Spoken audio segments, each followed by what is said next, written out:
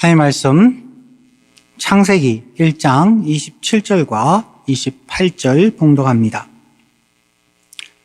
하나님이 자기 형상 곧 하나님의 형상대로 사람을 창조하시되 남자와 여자를 창조하시고 하나님이 그들에게 복을 주시며 하나님이 그들에게 이르시되 생육하고 번성하여 땅에 충만하라. 땅을 정복하라. 바다의 물고기와 하늘의 새와 땅에 움직이는 모든 생물을 다스리라 하시니라. 아멘. 오늘은 개혁주의 액센트 시리즈 설교의 10번째 시간이며 마지막 설교입니다. Reformed Accent, 개혁주의 강조점의 세 가지. 첫째는 하나님의 주권, 두 번째는 언약, 세 번째는 하나님의 나라입니다. 그리고 개혁주의 액센트의 세 가지 중요한 개념들을 중심으로 어느 쪽에 더 강조점이 있느냐에 따라서 세 부류의 개혁주의 전통이 생겼습니다. 교리주의자들은 언약을 강조하며 우리는 무엇을 믿는가? 경건주의자들은 하나님의 주권을 더 강조하면서 우리는 어떻게 일상에서 하나님을 경험하는가? 변혁주의자들은 하나님의 나라를 강조하면서 우리는 어떻게 복음을 세상에 연결하는가 하는 것을 강조합니다. 이 세 가지 전통은 서로 분리되어 있는 것이 아니라 많은 부분을 공유하고 있습니다. 개혁주의 액센트 시리즈를 설교하고 있는데 지난주에는 세 분의 교인들로부터 리폼드 액센트 설교가 어렵습니다. 정말 잘할 수 있을지 부담스럽습니다. 라는 피드백을 받았습니다. 리폼드 전통과 액센트에 대하여 배우는 것이기에 신학적이고 어떤 부분에서는 좀 철학적이기도 하여서 어려울 수 있다고 생각을 합니다. 한 번쯤은 우리가 개혁주의 전통에 있는 교회들로서 또 개혁주의 그리스도인들로서 한 번쯤은 심각하게 생각하고 지나갈 부분이어서 우리가 시리즈로 이렇게 생각해 보고 있습니다. 기독교 신앙생활에서 개혁주의적 신앙생활이 매우 필요합니다. 한 가지 예를 들어서 설명을 해 봅니다. 천문학에 있어서 천동설과 지동설 두 학설이 있습니다.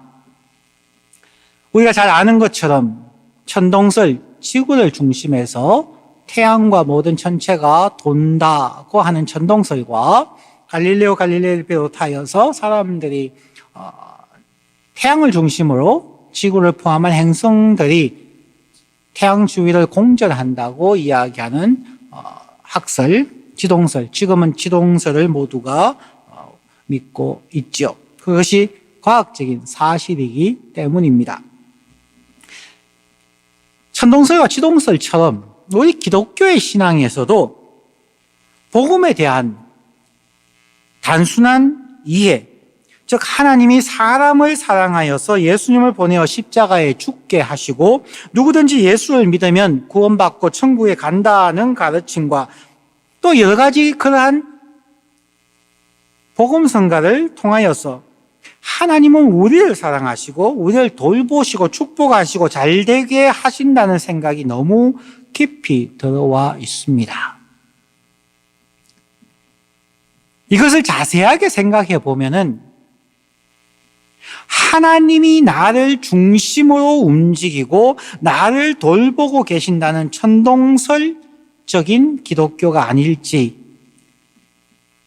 모든 것이 우리의 구원의 확신, 나를 구원하기 위해서 하나님이 오시고 하나님께서 역사하시고 하나님께서 우리를 이끌어 간다고 하는 우리 중심적인 천동설을 믿는 것이 아닌지, 그러므로 우리 기독교가 때로는 사이비 종교처럼 혹은 무능력한 마약처럼 만들어버린 경우도 있다는 것입니다. 그래서 공산주의에서나 세상에서는 종교는 아편과 같다. 종교는 사람들에게 마치 아편처럼 위로하고 마치 그들이 삶의 중심에 있는 것처럼 여기게 한다라는 비판을 받아온 것이 사실입니다. 그러기에 그리스도인들이 자신이 기쁘고 모든 일이 형통하게 잘 되어지면 혹은 기적 같은 능력과 은사가 나타나면 신앙을 잘 하는 것처럼 생각을 합니다. 그러다 보니까 간증문화라는 것이 생겼습니다. 이렇게 기도했더니만 병이 나았습니다. 이렇게 했더니만 사업이 잘 되었습니다. 우리가 이렇게 하나님과 씨름했더니 우리의 자녀들이 잘 되었습니다. 같은 우리의 축복 중심으로 기복신앙이 발전하게 되었던 것이죠. 그 당시에는 하나님께서 우리를 이렇게 축복하셨습니다. 우리를 이렇게 해주셨습니다. 하는 그 간증들이 교회를 성장하게 했을 수는 있지만, 하지만 긴 세월이 지나지 않아서 교회는 마치 사이비 종교처럼 혹은 무당과 같은 그러한 낮은 차원의 종교처럼 취급을 받아오는 것도 현실적인 사실이 되어버린 것 같아서 마음이 매우 안타깝습니다. 그리스도인들이 신앙생활을 하다가 고난을 겪으면 자신의 신앙이 잘못되었거나 마치 하나님이 자기를 버린 것처럼 생각하는 경우, 마치 어린아이와 같은 신앙생활을 하는 사람들이 매우 많습니다. 심지어 목회자들도 목회가 잘못되면 하나님이 마치 자신들에게 심판을 하는 것처럼 성과에 의해서 하나님과 자신과의 관계가 달라지는 것처럼 생각하는 경우도 많고, 직분자들에게도 그러한 모습들이 나타나는 것이 많습니다. 태양과 하늘이 지구를 중심으로 도는 것이 아니라 지구가 태양을 중심으로 돌아가는 것입니다. 마찬가지로 하나님이 우리의 종처럼 우리 주위를 돌면서 보호하고 축복하시는 것이 아니라 우리가 주님이신 하나님의 뜻을 배우고 순종하며 이 땅에서부터 하나님의 통치하시는 하나님의 나라를 이루어가고 실천과 순종을 통하여 우리가 그리스도의 형상을 닮아가는 것이 기독교 신앙입니다. 오늘은 이러한 변혁주의자들의 전통 6가지 강조점 가운데서 마지막 3가지를 살펴보도록 하겠습니다. 변혁주의자의 강조점, 우리는 어떻게 복음을 세상과 연결할 수 있는가? 첫 번째가 예수는 주님입니다. 두 번째 하나님 나라, 세 번째는 말씀과 행위에 대해서 지난주에 살펴보았습니다. 오늘은 4번째인 문화명령, 5번째인 기독교 교육, 6번째인 신자의 소명에 대해서 함께 살펴보도록 합니다.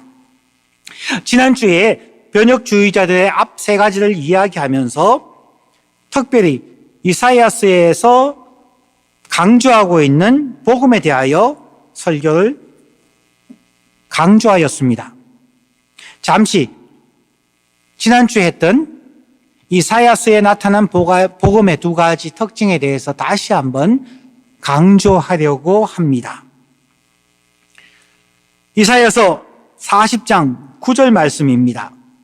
아름다운 소식을 전하는 자여 너는 높은 산에 오르라. 아름다운 소식을 예루살렘에 전하는 자여 너는 힘써 소리를 높이라. 두려워하지 말고 소리를 높여 유다의 성읍들에게 이르기를 너희의 하나님을 보라. 너희의 하나님이 여기 있다 하라. 복음의 첫 번째는 너희의 하나님이 여기에 우리와 함께 있다. 임마누엘의 하나님을 강조하는 것이 이사야서에서 강조하는 복음의 첫 번째 원리입니다. 두 번째는 이사야서 52장 7절입니다. 좋은 소식을 전하며 평화를 공포하며 복된 좋은 소식을 가져오며 구원을 공포하며 시온을 향하여 이르기를 너의 하나님이 통치하신다 하는 자의 산을 넘는 발이 어찌 그리 아름다운가. 이사야가 강조하는 복음의 두 번째는 너희의 하나님이 통치하신다 하는 것입니다. 정리하면 그렇습니다. 이사야가 말하는 우주적 복음 혹은 전 세계적 복음은 첫 번째가 우리의 하나님이 여기 우리와 함께 하신다는 것이고, 두 번째는 우리와 함께 하시는 하나님이 우리의 삶의 모든 영역을 통치하신다라는 것입니다. 그것이 복음이라는 것입니다. 자, 이제 그 복음, 이사야가 강조하고 있는 그 복음이 문화명령과 어떻게 연결되어져 있는가 하는 것을 살펴보겠습니다. 변혁주의자들이 가장 먼저 인용하는 성경 본문은 창세기 1장 27절과 28절 말씀입니다. 이것을 한국에서는 문화명령으로 번역하고 있습니다. The Cultural Mandate입니다. 창세기 1장 27절과 28절입니다. 하나님이 자기 형상, 곧 하나님의 형상대로 사람을 창조하시되 남자와 여자를 창조하시고, 하나님이 그들에게 복을 주시며 하나님이 그들에게 이르시되 생육하고 번성하여 땅에 충만하라, 땅을 정복하라, 바다의 물고기와 하늘의 새와 땅에 움직이는 모든 생물을 다스리라 하시니라.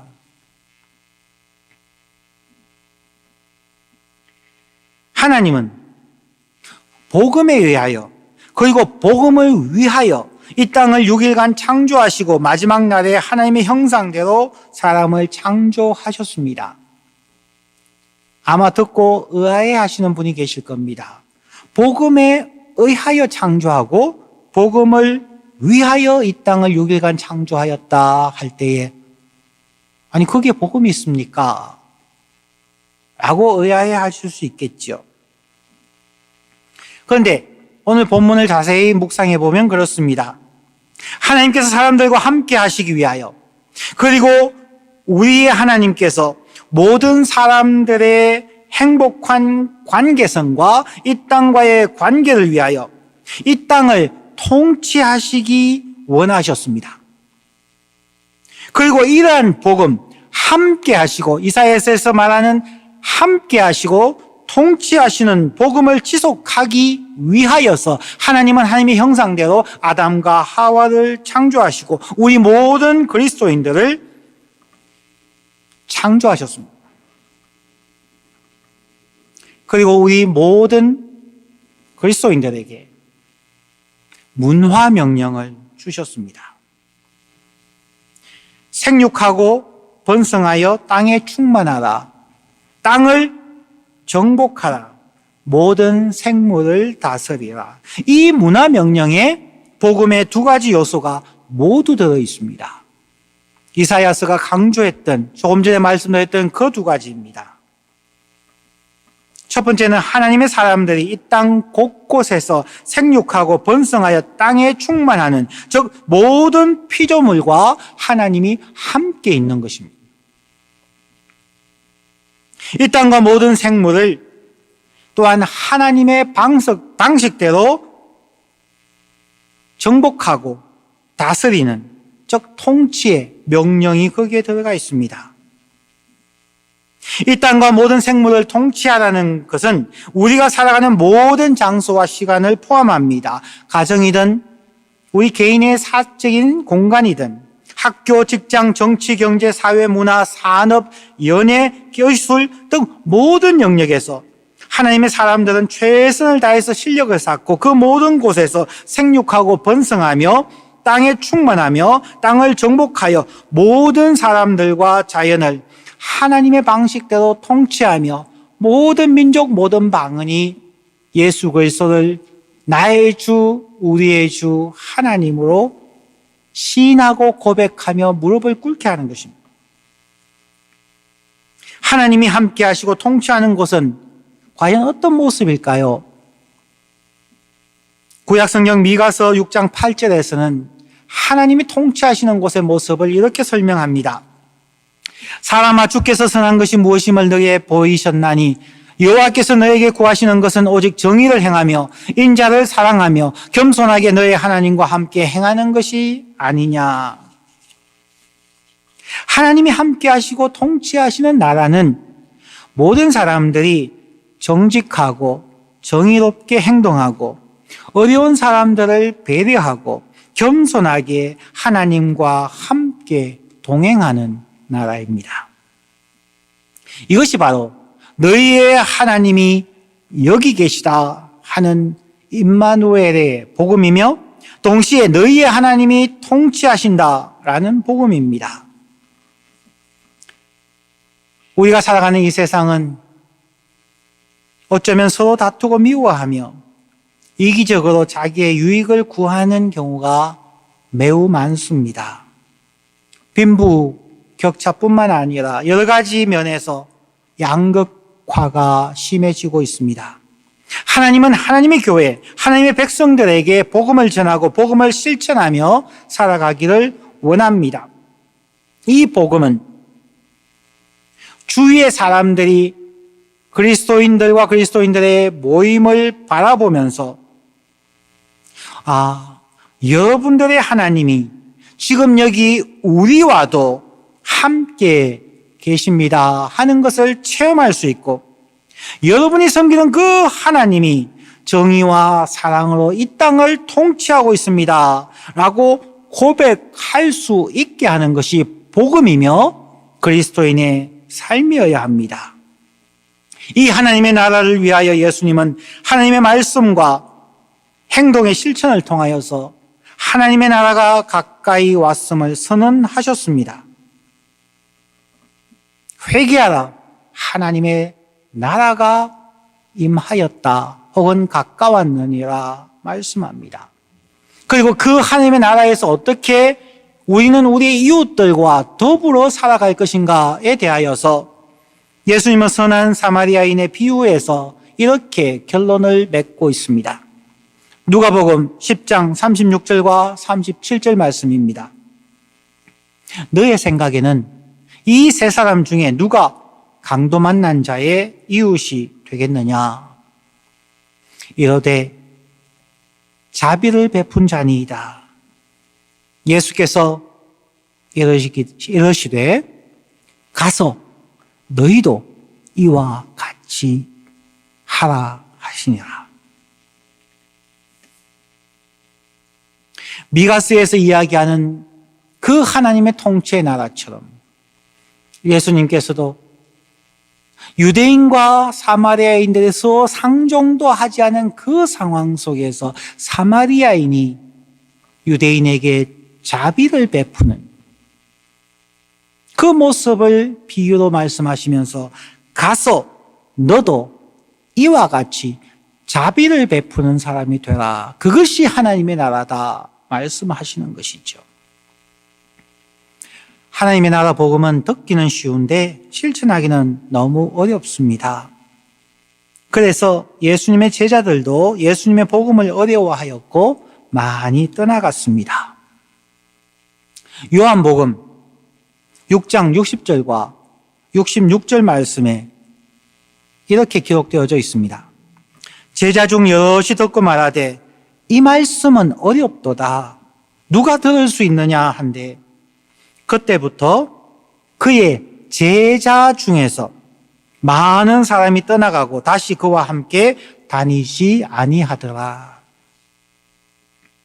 그렇습니다. 하나님의 말씀을 이해하고 받아들여서 실천하는 것이 너무 어려워서 예수님을 오랫동안 쫓아다니던 제자 중에서도 많은 사람들이 떠나갔습니다. 너무나 일반적인 우리의 상식과 다른 차원의 말씀을 하시니까 이해하기도 어려웠고 현실성이 없어 보이기도 했기 때문일 것입니다. 그러한 제자들의 모습을 보면서 떠나가는 제자들을 보는 예수님의 마음은 많이 외롭고 힘들지 않았을까요?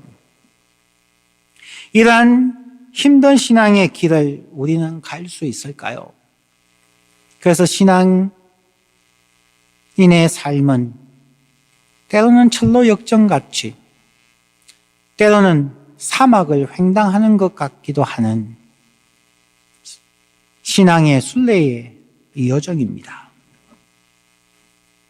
그래서 변혁주의자들은 이 힘든 신앙의 길을 그래도 최선을 다해서 갈 수 있기 위하여 기독교 교육을 매우 강조합니다.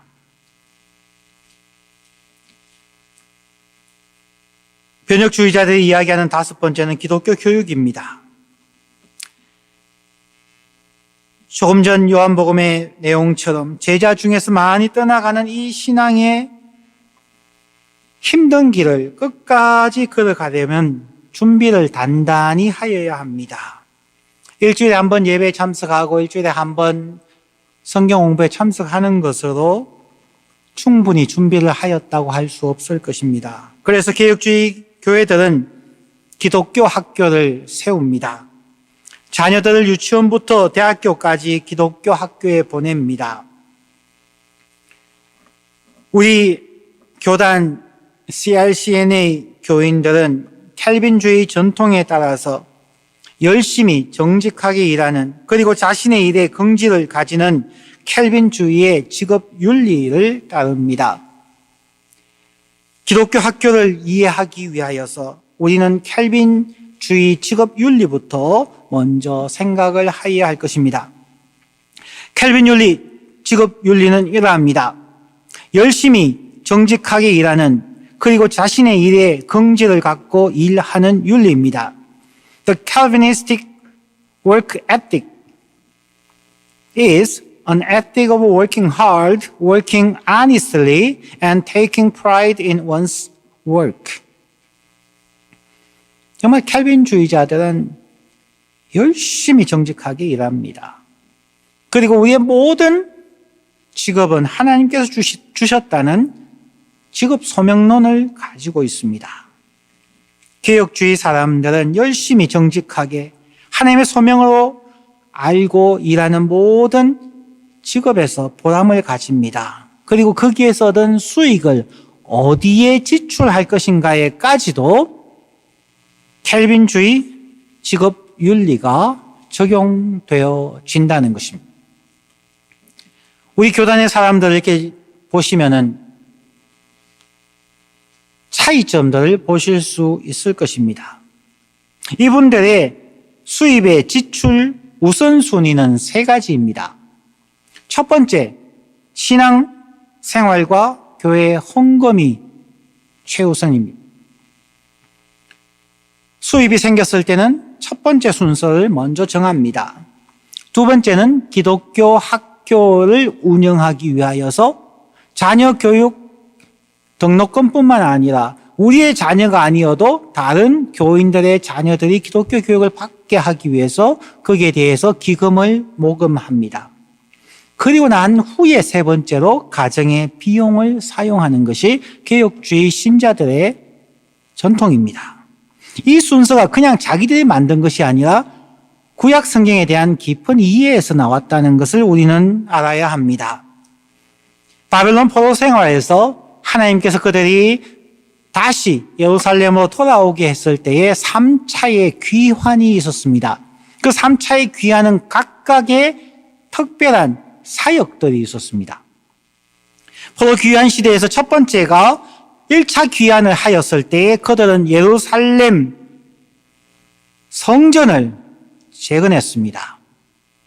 하나님의 성전, 하나님과 하나님의 백성이 만나는 그 신앙의 공동체에 제일 첫 번째 포로 귀환 사역이 있었다는 것입니다. 그리고 시간이 지나고 나서 제2차 포로 귀환이 일어났을 때에 그들은 성전에서 말씀의 두루마리를 찾게 되고, 그러므로 그들은 함께 모여서 말씀을 읽고 함께 말씀 앞에서 눈물을 흘리며 기도하는, 말씀과 기도의 영적 부흥이 일어났던 것이 2차 포로 귀환이었습니다. 그리고 시간이 지나고 3차 포로 귀환이 있었을 때에 그들은 삶의 터전인 예루살렘 도시의 성벽을 재건하였다는 것입니다. 바벨론 포로에서 돌아온 그 1차, 2차, 3차 귀환에서의 그들의 삶의 사역을 개혁주의에서 이해하고 우리의 삶에도 적용한다는 것입니다. 첫 번째가 예루살렘 성전의 재건, 즉 신앙과 교회를 위해서 첫 번째로 하고, 두 번째가 말씀과 기도의 영적 부흥을 위해서 기독교 학교를 세우고 유지하며, 세 번째로 성벽 재건의 가정의 비용으로 사용하고 있는 것입니다.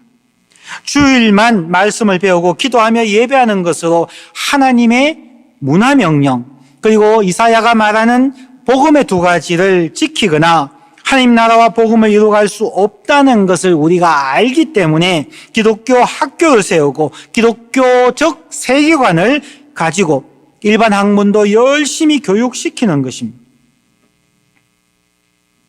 그러면 우리의 한인교회, 이민교회들은 어떠할까요? 신앙 따로, 자녀 교육 따로는 아닌가요? 신앙은 오직 천국 가기 위한 하나의 보험으로 생각하고 가정을, 학교를, 자녀를 우선하는 것은 아닐까요? 기독교 학교는 각 개인과 가정뿐만 아니라 하나님의 문화 명령을 지켜가고 복음을 성취하는 데 매우 중요한 요건이라는 것을 기억할 필요가 있습니다. 이제 마지막으로 변혁주의자들이 강조하는 신자의 소명을 살펴보고 리폼드 액센트 설교 시리즈를 마치겠습니다. 여섯 번째, 신자의 소명, Christian vocation. 우리는 소명 그러면 목회자가 되거나 특별한 소명을 이야기하지만 캘빈주의 혹은 개혁주의의 소명은 모든 직업에 대한 것입니다. 이전에 보았던 에베소서 4장 1절부터 3절 말씀을 요약해서 다시 한번 읽습니다. 내가 너희에게 권하노니 너희가 부르심을 받은 일에 합당하게 행하여 모든 겸손과 온유로 하고 오래 참음으로 사랑 가운데서 서로 용납하고 평안에 매는 줄로 성령이 하나 되게 하신 것을 힘써 지키라. 모든 그리스도인들은 하나님께서 미리 정하시고 부르시고 의롭다 칭하시고 영화롭게 하시는 부르심에 합당하게 살아가야만 합니다. 어렵습니다. 그렇습니다. 너무 어렵습니다.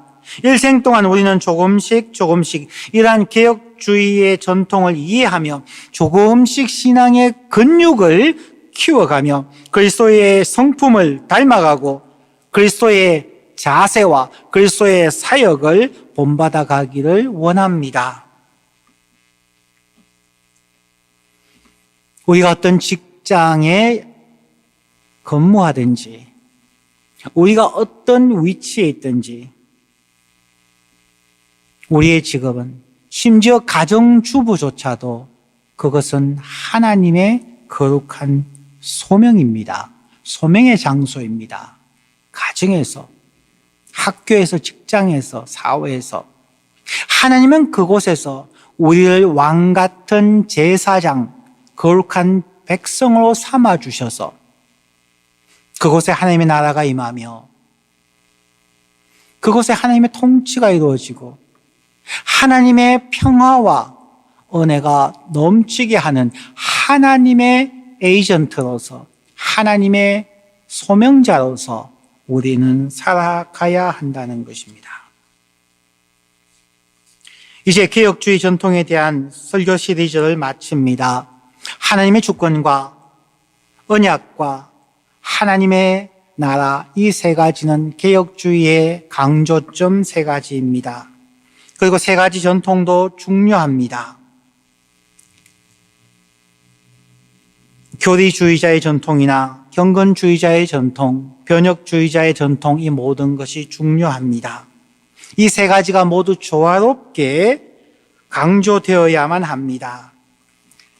한 가지만을 강조하면은 우리는 엄청난 실수와 함정에 빠질 수 있음을 첨언하고 설교를 마쳐야 할 것 같습니다. 왜냐하면 교리주의자의 강조점만을 강조하면 신학을 세분화해 들어가고 그 신학이 중심이 되어지면은 구약의 율법주의자들과 같아서 구약의 율법주의자들이었던 바리새인이나 사두개인들처럼 그들은 자기의 신학이 우상이 되어서 배타성을 가지거나 자기의 것에 만족하여서 게으름에 빠질 수 있다는 것을 기억하여야만 합니다.